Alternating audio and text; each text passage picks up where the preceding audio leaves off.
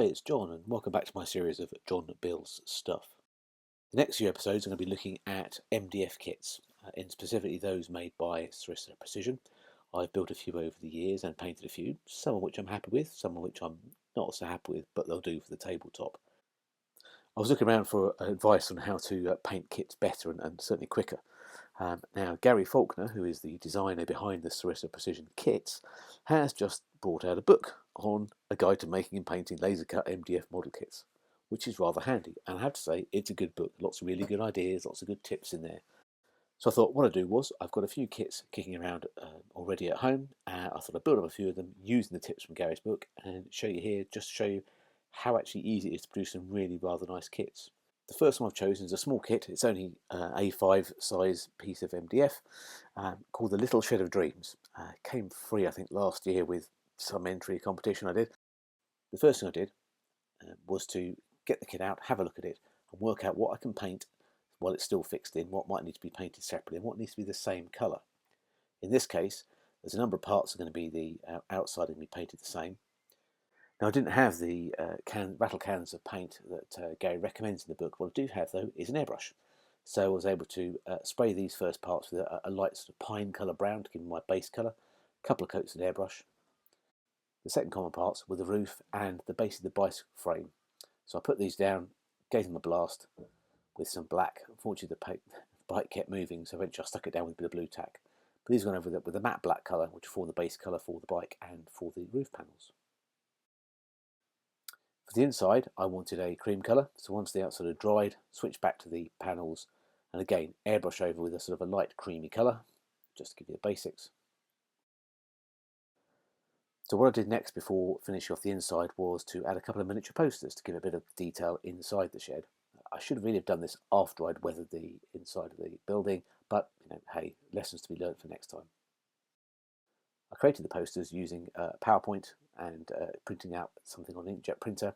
It is worth testing that the glue you're going to use doesn't damage the printer. I did a small test print here just to make sure everything was okay, and my glue was fine, but I have certainly found things like super glue can bleed through the paper and can cause your ink to run, so always worth a quick test first. We're now going to add some detail to these flat panels to make them look more 3D. Ideally, if you've got a water-based pen brush, these are great for doing these because you can smudge them slightly. I didn't, so I just had to use a brown Sharpie pen that I had kicking around.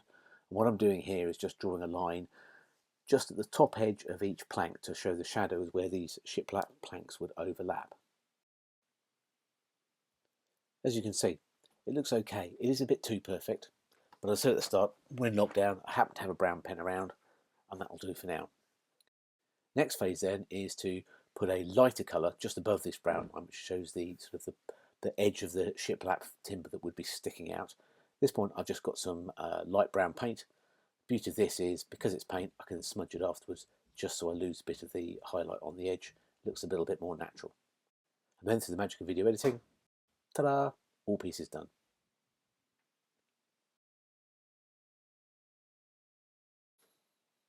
The next stage was to add a little bit of weathering to the inside. I've used a slightly darker cream here. I mixed up just some acrylic paints, dabbing the brush around the outside to try and get a bit of darkness into the corners.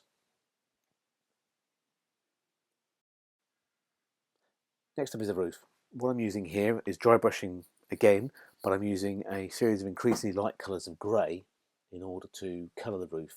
It's not completely even, deliberately, although what I am doing is trying to do a little bit of highlight on the edges just to make it stand out.